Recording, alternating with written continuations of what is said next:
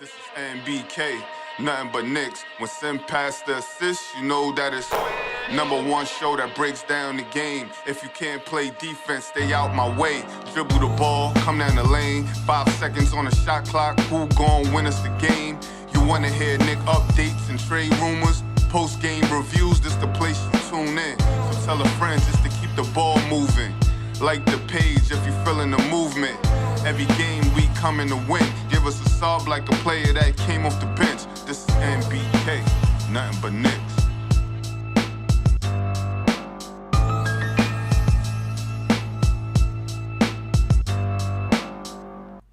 Knicks family, what's poppin'? It's your boy. Ladies and gentlemen, you already know what time it is, folks. The Knicks take their 3rd loss in a row. They dropped to 5th in the Eastern Conference. We're in a tough stretch right now, ladies and gentlemen, and it all boils back down to the injuries. Boils back down to the injuries, you know? We had a point in time where it really felt like, this team is going to continue to win despite the injuries. Despite the injuries. But it's not the case. It's not the case, ladies and gentlemen. The Knicks are struggling to win now without Julius Randle, without OG Anunoby. Still no certain timetable for either player. And the Knicks' schedule just gets tougher. I don't want to say gets tougher, but it remains tough to say that. It was a tough game tonight for the Knicks. I mean, they bounced back. They fought back. They were down 16 points, and they bounced back. All night long, though, the Miami Heat cued in on Jalen Brunson. Jalen Brunson never got comfortable tonight. That's the type of thing that a good defense can do. Right? It's one of those rare nights, folks. One of those rare nights. Jalen Brunson never got comfortable. He was never able to really get into a good rhythm tonight. And it was designed by the Miami Heat. Jalen Brunson had 20 points, but he only shot 27.8% from the field. He had a double team coming every time he tried to penetrate to the basket. A lot of length by the Miami Heat. They played a little bit of that. Not a little bit. They played that zone that is tough. It's always been tough for the Knicks to crack. Earlier in the season, the Knicks had Julius Randle and all of that. They did a better job being able to crack that zone because they could get inside and then kick it out.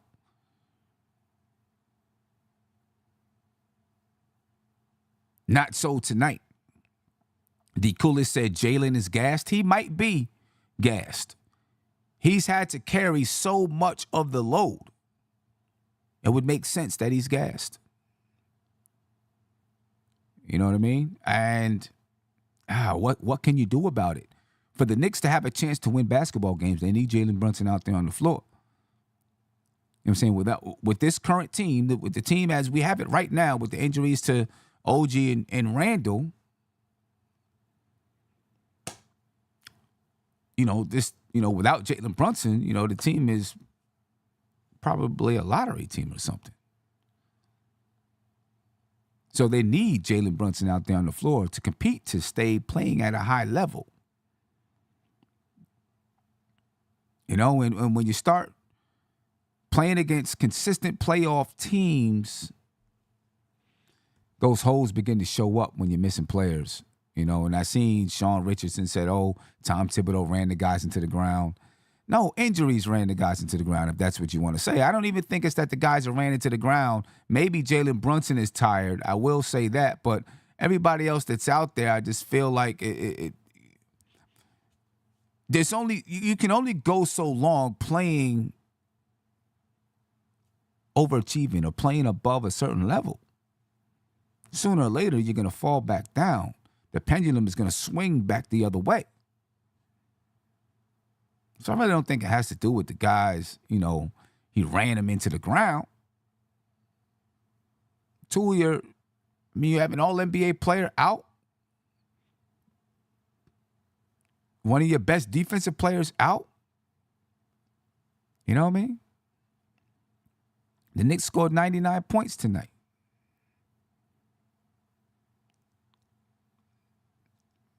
You know, when you're playing a team that's as good as Miami can be when it comes to adjustments and, you know, with the type of defense that they can have, and obviously we're into, you know, it's playoff time. They're going to play a little bit different. The defense is going to be a little bit different. Guys begin to, you know, kick into gear, try to play a little tougher, try to play a little bit harder. And the Knicks right now are just undermanned. You know, that's what it is. DeCooley said the 4-guard lineup ain't working. It might not be. You know, maybe you need another change. You know what I'm saying? I can understand that if you want to try to go for another change. You know, maybe try inserting Bogdanovich into the lineup to try to get a little bit more size. See if maybe, you know, Bogdanovich played well tonight. See if maybe, you know, that maybe Bogdanovich adds a more natural feel to that starting lineup, fit to that starting lineup maybe. I don't know. You know what I mean? But it's worth a shot. Deuce is playing great basketball, though. 24 points tonight. Shot 56% from the field. Shot 50% from the three-point line. You know what I mean? And knowing Tom Thibodeau, he's probably not going to pull Deuce out of that lineup because he's playing so well. Knowing Tom Thibodeau, he'll probably keep Deuce there. But, you know, the Knicks have, I don't know, man. You know what I mean? We dropped the 5th in the Eastern Conference. We're tied with the Orlando Magic, but Orlando owns the tiebreaker. So the Knicks are now 5th in the Eastern Conference. You know, Miami gained some ground tonight by getting a win over the Knicks. Yeah, let me get to a phone call. Lauren, what's popping with you, brother? How you feeling? My guy was goody, man. I'm good, man. You know what I mean? Just, you know, wondering how the rest of these 7 games are going to go for the Knicks, I guess. Facts of life. I read yesterday that OG has tennis elbow. I don't know if it was an April Fool's joke or if it's facts. And then read that tennis elbow typically takes about 4 to 12 months. Again, don't know if that's April Fool's or if it's facts. Right. But I hope it's April Fool's.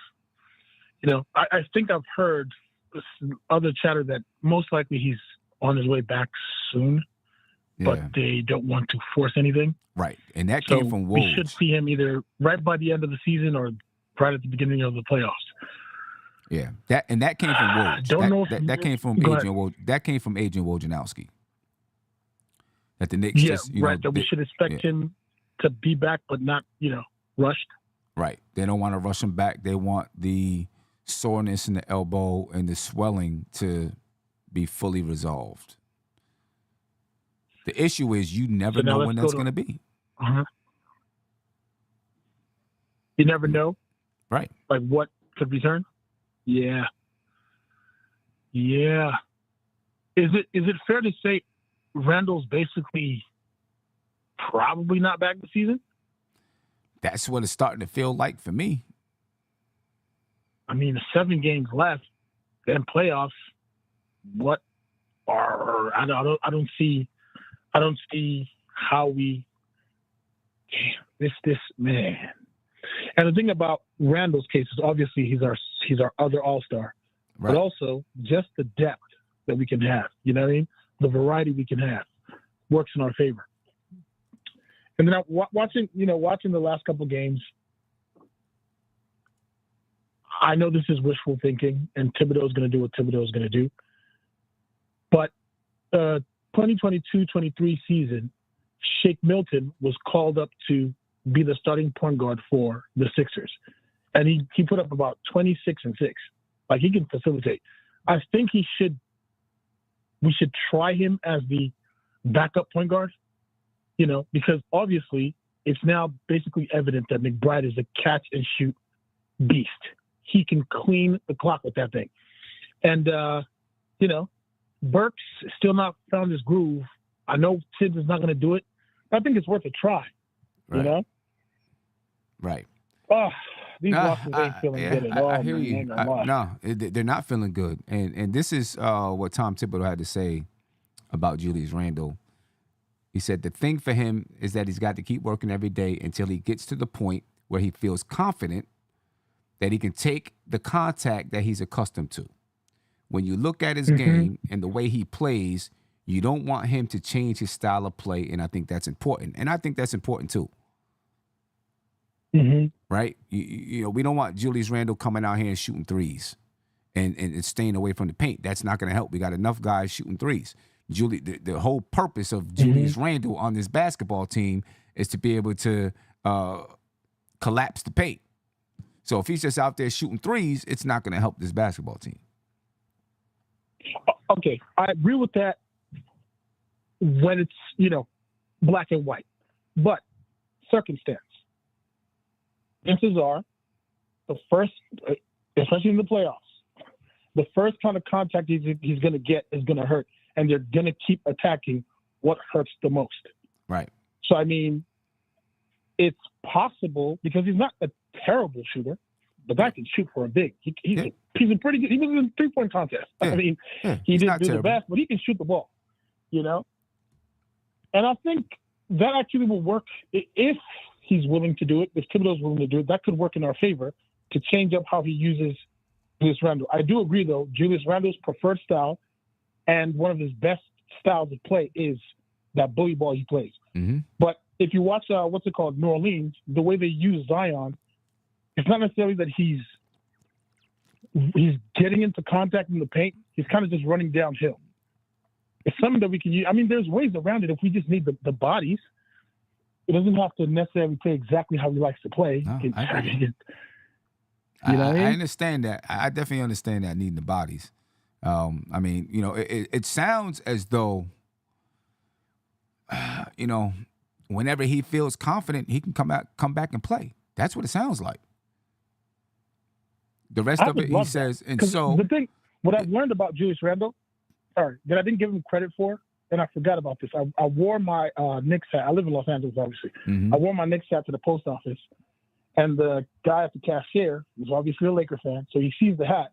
And a lot of people say I look like Julius Randle. I'm pretty tall as well. People say I look like Julius Randle. It's hilarious.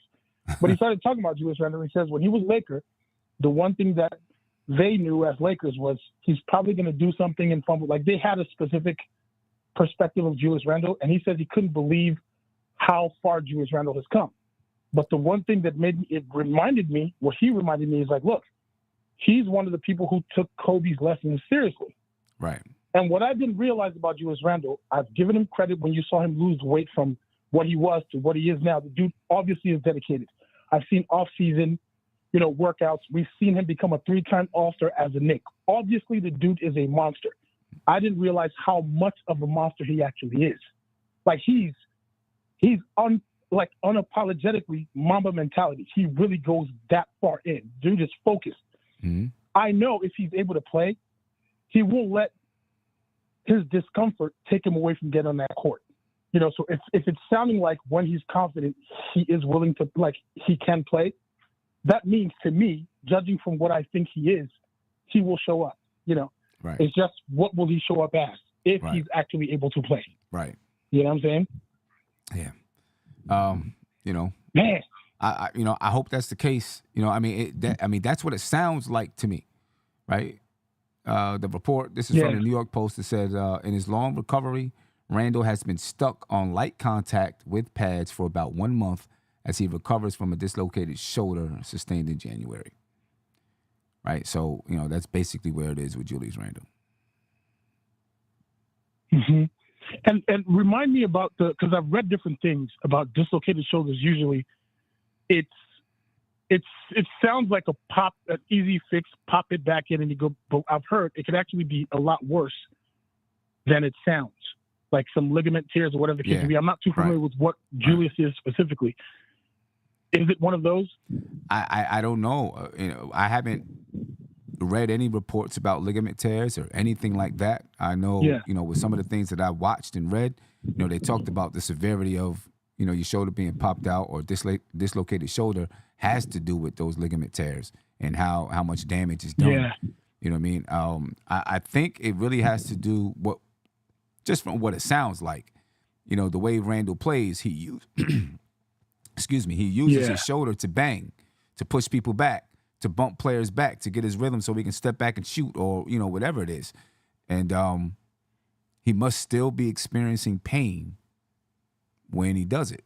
Yeah. That's the only thing I can fathom. I'm going to judge him from a Mamba mentality perspective and say, if he's able to get on that court and play, I have learned that Julius Randle, I don't know if you watched the roommate's interview with the dude. The dude is, he's as close to Kobe's student as you could possibly get. So if he can actually play, I'm pretty sure he won't let this season specifically go by without, giving it a try. And I hope he's able to. Because we need, man, OG, I ain't going to lie, Masai Ujiri, I'm going to have to ask for a first and maybe 2 seconds because we love OG, but I hope you didn't sell us. First of all, I'll blame our medical staff if it's something that's worse than it is. It just sounds like it's one of those irritating things, but I wasn't expecting this kind of lengthy absence. You know what I mean? Me either. Because we need as much as we can. We've had this conversation at the beginning of the season, or at least when we got closer to the trade deadline. This is a season that we can, even if we don't win it all, it's a good gauge. We have everything. Right. Oh, man. Yeah. Man. I know, man. I know. 7 games left to the season. The schedule is still tough. Can the Knicks find a way to hold water? You know what I mean? They're currently in the 5th seed in the Eastern Conference. They dropped to the 5th seed tonight in the Eastern Conference, tied with the Orlando Magic. What's it called? Pacers, right? The Pacers are behind the Knicks, just behind the Knicks. The Knicks are 44-31. The Pacers are 43-33. And I think the Pacers... Okay, so you still got a little bit of room. A little bit of room. But I think the Knicks are actually 1.5 games above the Pacers. They're 2 games above Miami. Mm-hmm. Miami's in the 7th seed. The Knicks are currently 2 games above Miami. So Miami actually gained one whole game on the Knicks tonight. Oh, God, I hate that. I hate that franchise so much. And it's not because of the dirty play or whatever you say. First of all, I just hate that Eric Spoelstra is on a $1 million year contract now. This is not the year I wanted us not to have our full, artillery. Yeah. Yeah, and the Knicks play. Man. And listen, the schedule just doesn't get easier. The Knicks play Sacramento on the 4th, on Thursday. Then they play Chicago. Chicago's 36-40, but of course they're fighting and they're battling for playoff position. Yeah. And there's Milwaukee on April the 7th. We'll see where Milwaukee is at that point in time. Right now Milwaukee is a game and a half above Cleveland for that 2nd seed. So, it looks like they're still going to be trying to maintain the 2nd seed. So it's not like they're going to be resting players. And then after... Are you trying to insinuate, and I just read a comment, and I hope it's not possible that we can fall into the play-in, right? Oh, man. Is it possible? I think it's... I'm not going to talk about that. It's possible, I think. Miami right now he's not even doing that. Miami is 42-33. The Knicks are 2 games above them. Anything can happen in these last 7 games. It's 100% possible, I think. Now, the Knicks control their destiny as far as that's concerned if they can win enough basketball games. Yeah. But the standings are the boys so are working close. hard, though, man. They're working hard. You got to give them that. They're working hard. It's not like they're just stepping out there and falling over. They're working hard. But between the 5th seed, which the Knicks are in right now, and the 8th seed, there's a 3.5 game difference. Yeah, and I think, because I've read this a lot in a lot of groups, I understand that the Spurs are at the bottom of the league. I get it. But that's a young team with fresh legs, playing a team that's, been working crazy hard. And Victor Wembanyama is an alien. I know we're supposed to beat this team because I've seen a lot of people pick that game like we should have won that game when we should have. But the Bucks just lost to the Wizards tonight. It's like these are still paid NBA players. Yeah. And anybody, especially in this day and age with the three-point shot, any team can lose at any given day, right? You know what I'm saying? Nah, and after that, looking at the schedule, this thing is looking intense. Yeah. It's the Knicks got they got 7 games left to the season, and it's going to be a tough 7 games. Tough, playoff battles all across the board. It's going to be a tough 7 games. They got to figure out. They can scratch out 4 of these wins. They'll be in good shape. They got to figure out how to scratch out 4 of them, right? That's what I'm thinking. And then I turn on the TV today, and I'm seeing, I'm sorry, maybe I sound like a hater. I'm seeing Joel Embiid smiling, and I'm like, is this dude back and we ain't got our boys back? Yeah. The Sixers got Embiid back before we got OG and Randall? Yep. What? Yeah. Come on, man. Yeah. I know, man. Hey, Lauren, I appreciate your time, man. Thank you for the call. No doubt, man. Good looking. Appreciate you. Peace. Yes, ladies and gentlemen. Yeah, listen, I know it feels grim tonight, but if the Knicks go on a 3-game win streak or something like that, we're all going to feel a lot better. But right now, there's some concern in the air, no doubt. Concern in the air. The Knicks were led in scoring tonight by Dante DiVincenzo. He had 31 points, 4 rebounds, 4 assists, and 4 steals. Just wasn't enough. He shot the ball well, 52.4%. He shot 40% from the three-point line. The Knicks needed more. Miles McBride had 24 points tonight. All right, Miles McBride, Deuce has been playing tremendous basketball. He's just been playing tremendous basketball. His ascent, the way he's, what he's been doing has been great. Love what Deuce is doing. You know what I'm saying? Obviously, the Knicks need more. You know what I'm saying? He's scoring because he has to. But Deuce is doing his thing. 24 points tonight for Miles McBride. 2 assists, 2 rebounds. He shot 56% from the field. He shot 50% from the three-point line. Jalen Brunson, a rare off night. He had 20 points, 10 assists. Shot 27.8% from the field. He shot 16.7% from the three-point line. He was 9 for 10 from the free throw line. Bogdanovich had a good night. I mean, he almost helped the Knicks to engineer a comeback. Knicks were down 16. They made it back to tie the game in the fourth quarter, but they just didn't have enough to get over the hump. Bogdanovich had 16 points and 6 rebounds. He was 60% from the field, 25% from the three-point line. Just not enough. The Knicks just didn't have enough. The Miami Heat were led in scoring by Terry Rozier. He hit a big 3 with Deuce all over him in the fourth quarter. Hit a big 3, with 50-something seconds left. And it's not, the Knicks had a mountain to climb anyway, down 7 points with just a minute left. But that 3 was huge. Knocked down a big 3. 34 points, 5 rebounds, 3 assists for Terry Rozier. Jimmy Butler had 17 points. Bam Adebayo had 15 points, 9 rebounds. Hayward Highsmith, he had 14 points, 8 rebounds. You expected it was going to be a tough game. The Knicks got down double digits. They're a feisty group. They scrap. They grind. They never stop playing. They always come at you. But, man, that takes a toll on you. When you continuously have to battle the way that the Knicks have been battling lately and then come up with losses, it definitely takes a toll on you. Caller, you're live. Name me where you're from, please. My man, you're on the line. Guess we missed out on you, brother. We'll catch you on the next time. Catch you on the next one. But yeah, these type of losses will definitely take a toll on you, ladies and gentlemen. And when you keep having them game after game after game, it's 3 in a row where the Knicks had tight losses down the stretch of the game. We got to figure out how to pull them out. You know what I mean? We got to figure out how to pull them out. we are beyond feel good losses.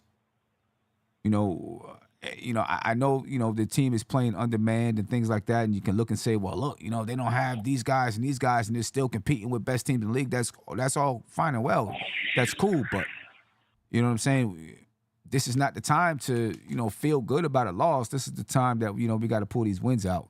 The moral victories are done with this basketball team. We just got to win basketball games, and it's hard, with these injuries. You know what I mean? Caller, you're live. Name me where you're from, please. Hello, Sim. It's me, Moses. Can you hear me? Moses, what's poppin' with you, brother? I can hear you. Yeah, I'm calling from Queens. Listen, man, I give these guys credit. They played hard tonight, but even though they didn't have enough. But you notice that the way they was playing, I wish they would have played consistently like that in other games and throughout the rest of the season. Mm-hmm. That's number one. Number two, bro, we gotta find a way to get Randall and OG and Anunoby back, man. Because bro, I don't feel like we're gonna go far this year if those guys don't come back. Three, bro, hey, Jalen Brunson, 20 points, 10 assists, okay. You didn't have a good night, but guess what? You can't expect your best player to have a good night every night. You need help. Somebody else got to step up. You understand? And then four, bro, I just wish Leon Rose could just send Dirk and Bogdanovich back to Detroit. Just give me Grimes back. At least Grimes could have gave me 14 points. And those 14 points really did help. Do you agree on that? I don't know, man. It's still, right now we're in the heat of the moment, so we're looking and saying, because people are saying stuff, people bring up Emmanuel quickly, people, and yeah, those guys might help right now, but it's still about the big picture. You know what I'm saying? Like Bogdanovich was traded for Grimes, and he gave you 16 points tonight. You know what I'm saying? With Grimes, not consistently though. You know what I'm saying? But just looking at tonight, you know what I'm saying? Would those 16 points would Grimes' 16 points have been any different than Bogdanovich's 16 points? I don't know. Maybe he plays a little bit more defense. I think looking at, like, right now we're in the moment of the Knicks, losing basketball games, and so we can point to it and say, well, if we would have kept this guy or that guy, maybe things would have been different. I think we still got to keep the bigger picture at hand, because if OG and Randall was here, they're not, but if they were here, this team, I'm positive, would be playing and looking better, right? We would have won 50 plus games already, and we might be fighting for the second seed or something like that. Just a couple of games ago, we were a half game out of the second seed, or a full game out of the second seed, or something like that. You know what I mean? Just a few games ago. So I still think we should, we got to be keeping that bigger picture. I agree. But at the same time, it's like, don't get me wrong. If those guys are still healthy by now, we would have been in second place, guaranteed. You understand? We would have definitely been good. And then I just want to see a full team, man. I want to see a full healthy squad. When we played Boston, man, we never played them when we had a full squad. And Milwaukee, we never played them when we had a full squad. You understand? I want to see the full squad. Yeah. You understand? But let me finish with this. If those guys come back healthy by the postseason, hey, listen. Even if we make the playoffs, as long as we can avoid Boston in the first, second round, we good. You understand? And then those guys are healthy. We could beat. I think we could probably beat Miami in the postseason if those guys are healthy, and then go to the third round. Do you agree? Even though it's going to be tough. It's going to be tough. I feel like with this team fully healthy, we're a contender. I kind of feel like that. Again, I'm not trying to take any moral victories out of these 3 losses, but, watching this team compete with, like, OKC, who's top team in the Western Conference, and be right there, without two starters, one All-NBA player, one, defensive player of the year candidate type of guy, says to me that this team can compete with anyone in the league and possibly contend. You know what I'm saying? So yeah, But I they think gotta stay healthy though. they got to stay healthy. Right. You know what I'm saying? So I feel like, we do have the pieces to do so. Obviously, we haven't seen Boston when we are fully healthy. And even if the Knicks get fully healthy, I don't think we play Boston when they're at full strength. Even down we have one more game against Boston. I think when we play that game, Boston will probably be sitting players, so, especially if they're playing the Knicks. Right? When they play the Knicks, if the Knicks are fully healthy, I would expect that Boston's going to sit players because they're not going to want the Knicks to get feel like they can beat them. You know what I'm saying? They're not going to want the Knicks to get any, get any confidence against them. So they'll probably sit their players. I mean, yeah, I agree, but at the same time, you have to understand anything, man. When those guys get healthy, anything can happen. You understand? In the postseason, you know. So you saw Miami last year; they was 8th place. They went to the finals. Right. So I agree. I like all you got to do. I mean, I don't know about Milwaukee too much. I heard they still don't got a chemistry, and Doc Rivers is coaching that team. So, I mean, I don't know if with our full strength, would we be able to beat Milwaukee? You understand? But I still think that out of Milwaukee or Boston, we could beat any team. I don't know about Miami, but I think we could probably beat them this time. If we're fully healthy, again, I feel like if we're fully healthy, we're beating Miami if we're fully healthy. But we got to get there. Yeah, we got to get there, definitely, man. But hopefully those guys come back before the postseason. I don't know if they're gonna come back. I don't know.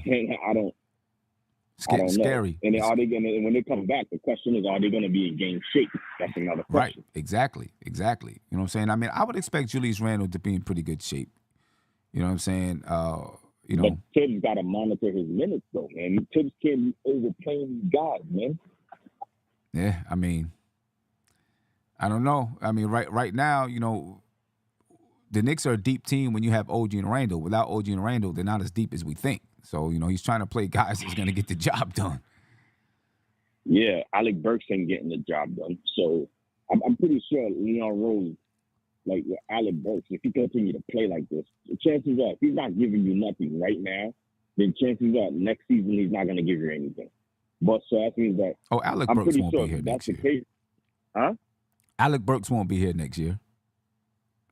Oh, he's gonna be a free agent, right? Yeah, I don't think the Knicks are picking him back up. Bogdanovich will be here for sure, unless he gets traded. Unless he gets traded during the offseason, which is 100% possible because I think the Knicks are going to make a full court press for Donovan Mitchell, but right now he's on the books. Right now, Bogdanovich is on the books for next year, for sure. Yeah, we can't sign old players, man. We got to get young players, man, because young players, they can last more. We got to get these young bucks in here. You know what I'm saying?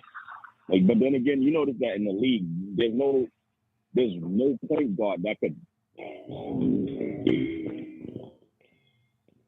in keeping the team going. So I don't know where the Knicks is gonna get that from. You thought we were gonna see that in Burks, where Burks can come off the bench and give us 13 points consistently, but it doesn't happen. Nope. So, I mean, I'm pretty sure Leon Rose didn't know that was going to happen. So, no, Burks has been a disappointment. He was supposed to be, he's been a huge disappointment. Yeah, definitely. But so hopefully, man, I mean, those guys come back healthy, and hey, man, if not, then hey. You got to look forward to next season, brother. Yeah. I don't think this year they're going to go to the third Eastern Conference like Stephen A. Smith is dreaming. I hope we do, but I don't think so. Let's see if we can get our guys back at some point, and then see what happens, man. Definitely, man. Yeah. Definitely. But Tim, I'm about to go, man. Hopefully they come back. When will they come back?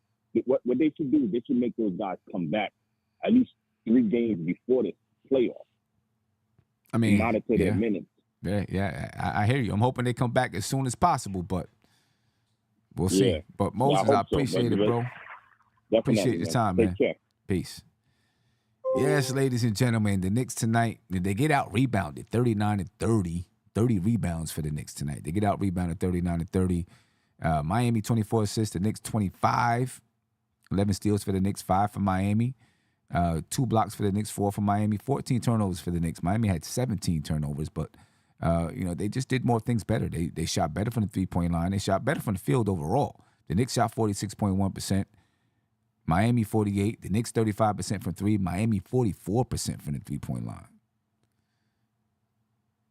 I'm not going to say Miami just straight up dominated the game. They didn't just dominate the game. They did build a 16-point lead, but the Knicks just didn't have enough points in the paint. The Knicks won at 38-34.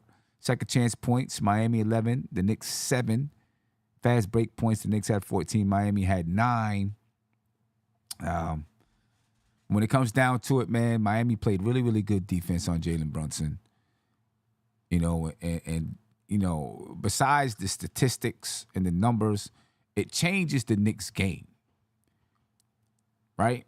Because the Knicks are used to Jalen Brunson being able to get off, you know what I mean? He had 20 points tonight, but he didn't shoot well. If he shoots the ball well, the Knicks, score 10 to 15 more points. This is a different basketball game. But it's not just that Jalen Brunson didn't shoot well. Miami did a good job defending Jalen Brunson, making it tough for him all night long. And then, of course, the zone that they use, always gives the Knicks trouble. Always. So this is a tough loss for the Knicks, ladies and gentlemen. And they play Sacramento next. In Sacramento, they are battling for playoff position as well. So it's not like that's going to be, it's never going to be a cakewalk against Sacramento. Right? Sacramento, right now, they're 8th in the Western Conference. So they're battling to try to see if they can get into the playoffs. They're a game and a half behind New Orleans. They're a half game behind Phoenix. Right? So they're still battling for playoff position. So that's going to be a tussle with Sacramento. And then, the Knicks got Chicago. Chicago right now is 9th in the Eastern Conference. I mean, listen, where Chicago is, they're battling to make sure that they don't want to drop down to the 10th seed, because in the 9th seed, they have home court advantage, if that's what you want to call it. They're definitely in the play-in. How much are they going to be playing their guys? Who? I don't know. They're 36-40. What are their goals? Do they want to try to get to, at least a 500 record? We'll see. But, for all intents and purposes, Chicago could rest some guys. You know what I mean? They could rest some guys if they want to.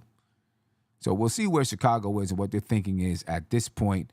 They're probably not going to rest guys because they want to have home court advantage, at least not in the next game. But, the Knicks play them 3 times down the stretch. 1 or 2 of those times, I think Chicago will probably be resting guys. The Knicks also have to play Milwaukee. We know that Milwaukee is still battling for that second position.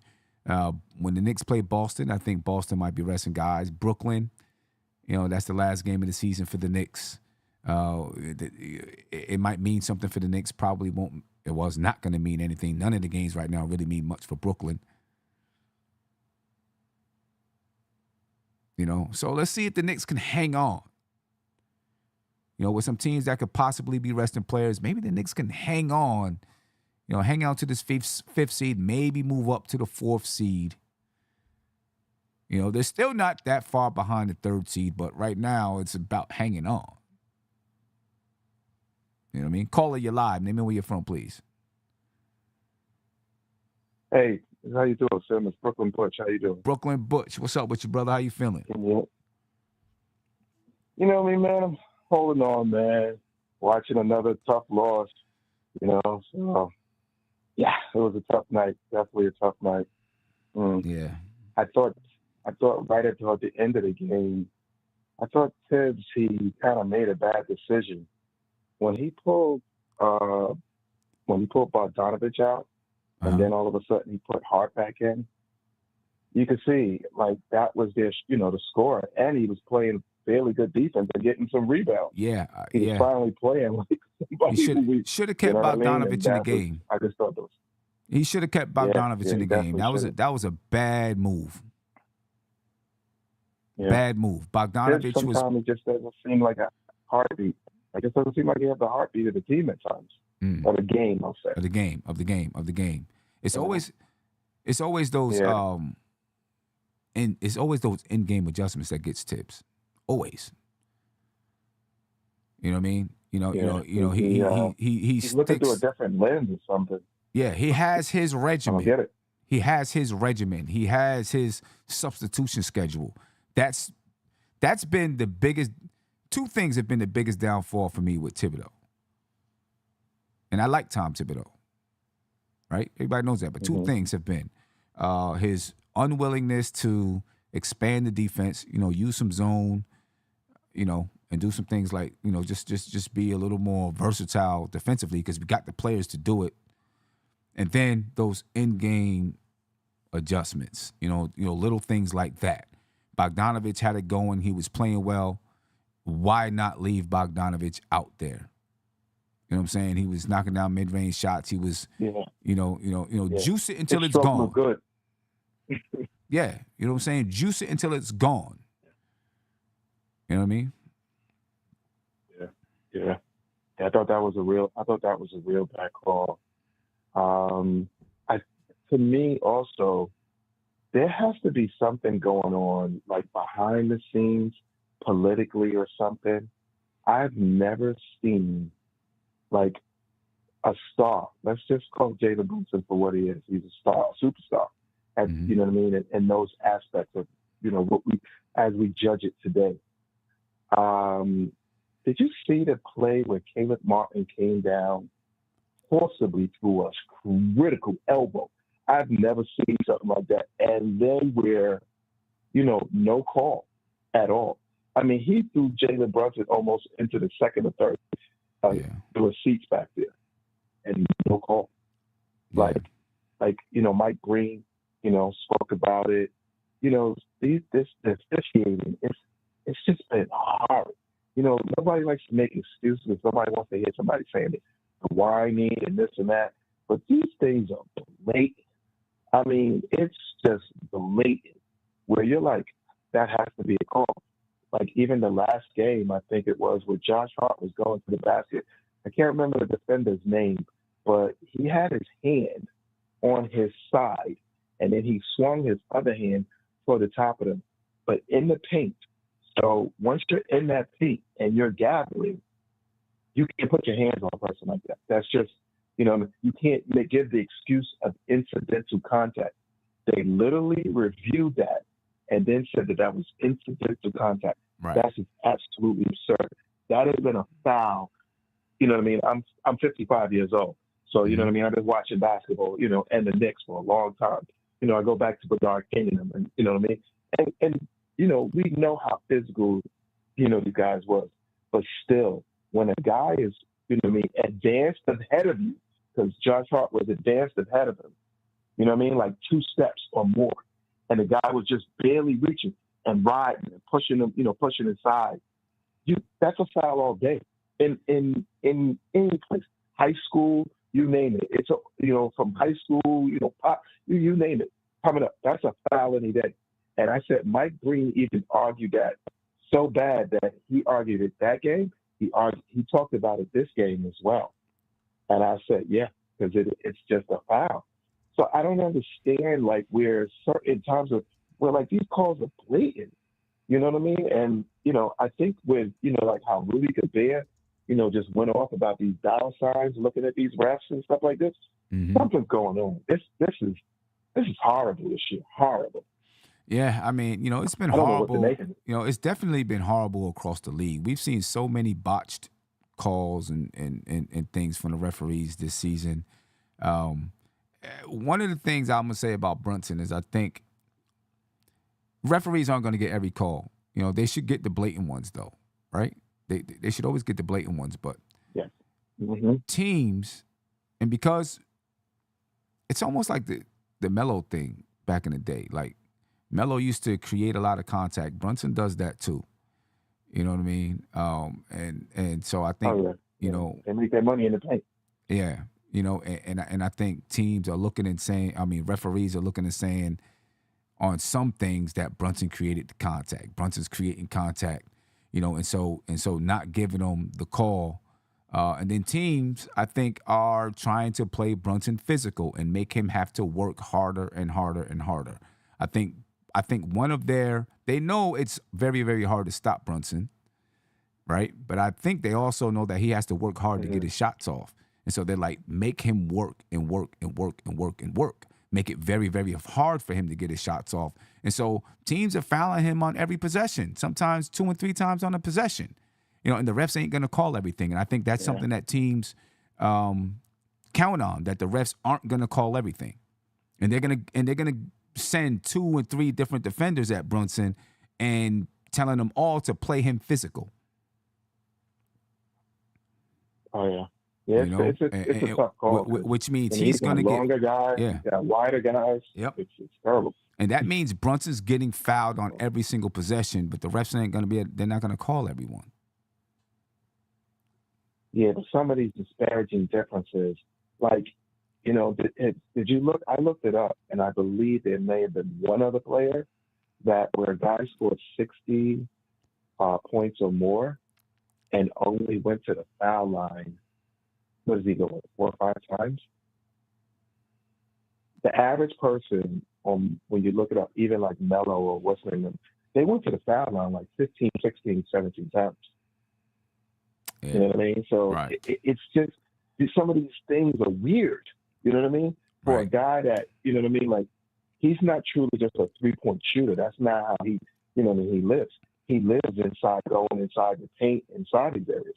Those are the guys who get the foul calls, period. It's just always been that way.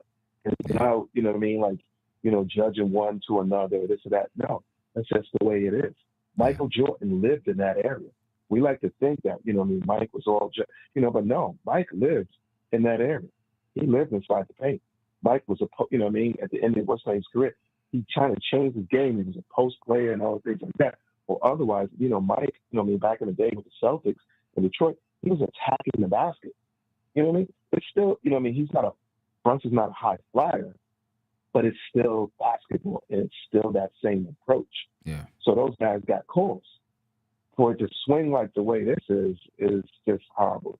But I just really wanted to ask you a question, too, as far as how do you feel as far as about OG Anunoby and the price at which he probably will command, because from what I'm hearing, it's, you know, somewhere from 35 and up, and injuries, because I have a few Canadian friends as well, and they all say the same thing, is that this is where this guy was at always in his career. And where you're going to get an average, probably like a 40-something, 50-something games out of this guy. You know what I mean? And that's a good 50-something is a good year.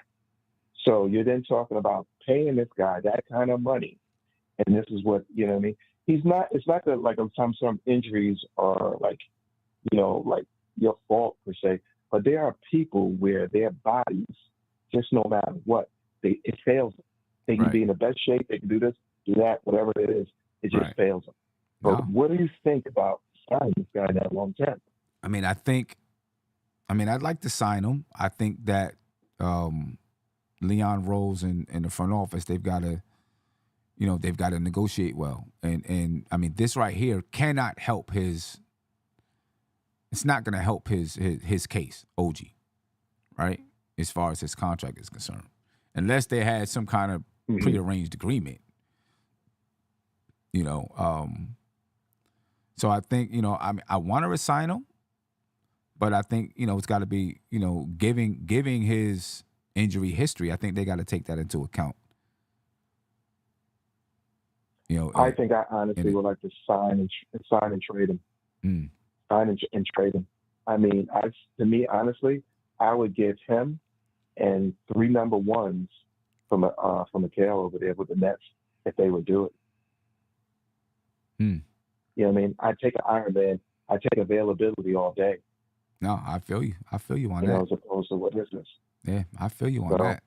I'm hoping something, but the way it sounds and looks. You know what I mean? Because I know he's great when he's there, but the problem is if you go back all the years on his career, yeah, this is it's something. It's one thing or another with him, one thing or another, and then when you think he's coming back or this or that, he's back out again, or it takes a little longer. He's expected back this week. 2-3 weeks after this. The healing process was 3 weeks. We're going on another healing period again with him behind us. Right. So this is frustrating. And maybe they'll do a shorter contract. Maybe it doesn't have to be 4 or 5 years. Maybe it can be 2 years and an option. 3 years with a third year team option. Yeah, something like that. It's ways to make it work. Is it the son? Say that again. What's his name's son? Who's his agent? His agent. Something like that. I forgot. I think it's what's his name's son, right? Yeah, I think there's something like that. I think it may be the Don's son. Yeah, there's something like that. So that deal is already done. It's already done. It's done. Yeah, it probably is. Right, probably already done. You know what I mean? Yeah, it's probably already done. Yeah, this is already. Yeah. They got the ink someplace up where hanging up on a stand, blowing it and something like, let's get this deal done. Yeah. Well, good talking to you, man. I appreciate it, man. Look forward to seeing you guys again. Yeah, no doubt about it. I appreciate it. All right. All right, bro. Let's hopefully, man, we get together for the playoffs or something. Yeah. I'm working on it. I'm working on trying to get a lounge. Oh. But they are going to be expensive. Okay, make it happen, brother. They are going to be expensive. Make it happen. Man, this is like one. Yeah. Okay. I mean, these moments don't happen to so much within the last 10, 15, 20 years. So let's take advantage of it. You never know. No doubt. I feel you. All right, Brooklyn Butch. Appreciate the time, bro. No doubt, brother. All right, peace. Yeah, we are working on getting a lounge, ladies and gentlemen. Maybe for the first game, maybe for game 2. I am going to tell you, it's going to be like 500 and something bucks, $530, $520, $530, somewhere around there. James Dolan ain't joking. It's hitting people's pockets this year. My man Greg said, this is why Brunson needs to pass the ball more instead of being a bulldog. And everybody watching him chuck away like Julius. Listen, I understand your argument. You know what I mean? Because he does get hit on every possession. He's getting fouled on every possession. You know what I'm saying? And I understand. I dig the argument. I still think, he's playing the role that the Knicks have for him. You know what I mean? And that might be the best role for this team to be successful, but I do understand the argument. It's a good argument for sure. I don't know, ladies and gentlemen. We got 7 games left to the season. Hoping that the Knicks can pull out 4 of those 7. That's all. Give me 4 of the 7 games. I don't know which 4. It's not going to be easy to get those 4. You know what I mean? But if we can get 4 of those 7 games, we can maintain at least this 5th seed, maybe move back up into the 4th seed. Orlando, if we want to take a look at their schedule really quick to see where they are, because New York and Orlando are both 44-31. Orlando, they beat Portland last night. They play the Pelicans tomorrow. Then they got Charlotte. Then they got Chicago. Then they got Houston. Then Milwaukee. Then Philadelphia. I'm not going to say that it's a cakewalk schedule, but it's a much easier schedule than the Knicks have.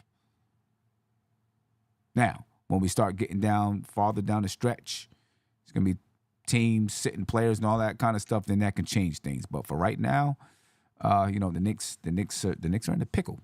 Let's put it like that. And there's some danger there. There can be some scary moments. I don't want the Knicks to fall into the play-in. I don't think that they will, but there's a possibility. But ladies and gentlemen, I thank you for your time. I appreciate it. I do want to apologize. I couldn't get on yesterday. Had to spend, hours in the emergency room with my mom. She's okay. Everything is good. But, so I wasn't able to get on yesterday, although I wanted to. But everything is good. So I feel blessed about that. Anyway, I'm out, ladies and gentlemen. Look forward to some information, coming out about a playoff lounge. You know what I'm saying? They are going to be expensive, about $530, somewhere around there. Either game 1 or game 2. There'll be, obviously food in the lounge, and we all get a chance to chill, hang out, and all of that good stuff. I'm going to put something out to gauge everybody's interest. If people want to, we can do some pre-orders and things like that. All the information will be there, but, just be aware of it. I know it's expensive. I tried to get group tickets for just regular seats because they were a little bit cheaper, but they said they don't do group tickets for regular seats in the playoffs. They only do the lounges, and the lounges are very expensive. So we'll see what happens there. Thank you guys for the prayers up. I appreciate you, and yes, I'm up out of here, folks. Peace. This is NBK, nothing but Knicks. When Sim passed the assist, you know that it's #1 show that breaks down the game. If you can't play defense, stay out my way. Dribble the ball, come down the lane. 5 seconds on the shot clock, who gon' win us the game? You wanna hear Nick updates and trade rumors? Post-game reviews, this the place you tune in. So tell a friend just to keep the ball moving. Like the page if you feeling the movement. Every game we coming to win. Give us a sub like a player that came off the bench. This is NBK, nothing but Knicks.